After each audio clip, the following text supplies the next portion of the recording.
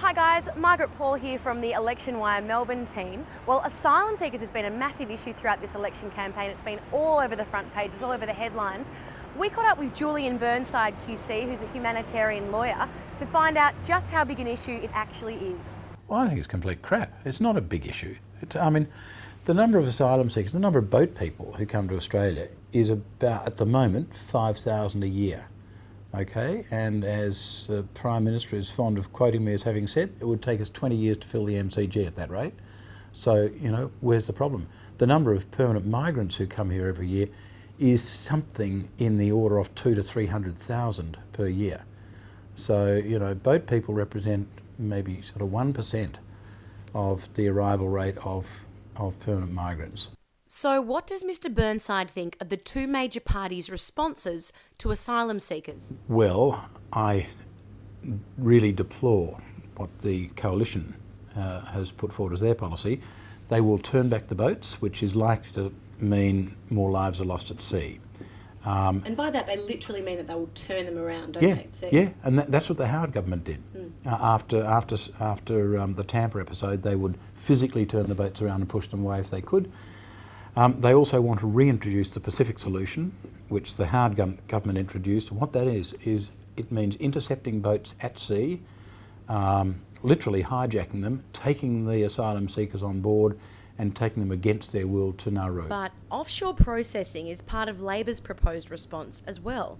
So can Mr Burnside see any way he could support regional processing? Regional processing centre would work, provided it was a genuinely regional effort involving the cooperation of Papua New Guinea, Indonesia, New Zealand and Australia and perhaps other countries.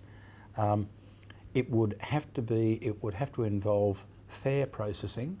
It would have to involve humane treatment of people whilst their process continues, and it would have to involve guaranteed resettlement quickly after a person is assessed as a refugee. And what about the rest of the Labor Party's policies? Well, it's got some good bits and some bad bits. They do at least acknowledge that the arrival rate of boat people is very small. Until Abbott became leader of the coalition, what the Labor Party were doing was pretty good. They really had got serious about processing people quickly, about reducing the time spent in detention, and a lot of people were held not in detention at all, but in the community. On the other hand, they continue to use Christmas Island as a place of detention, and I think that's very regrettable.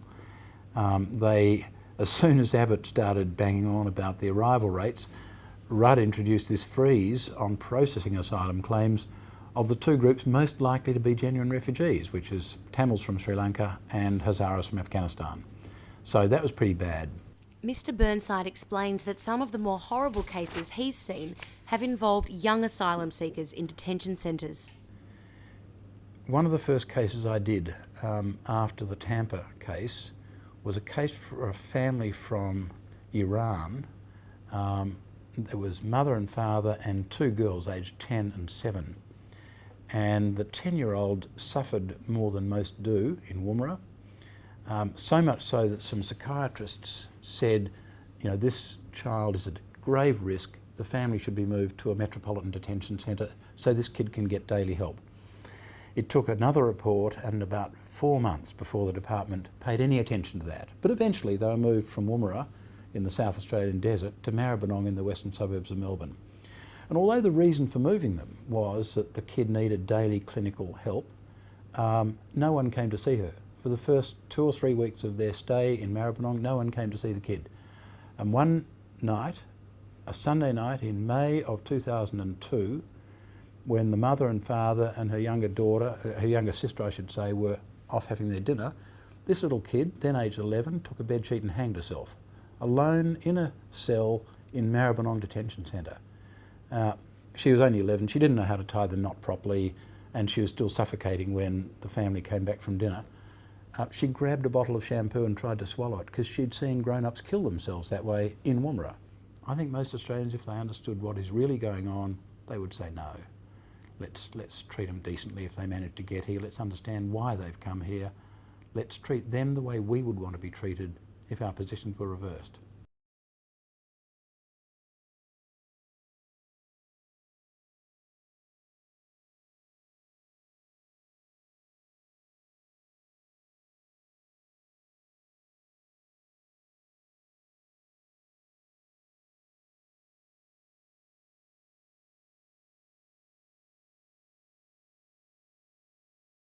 And what about the rest of the Labor Party's policies?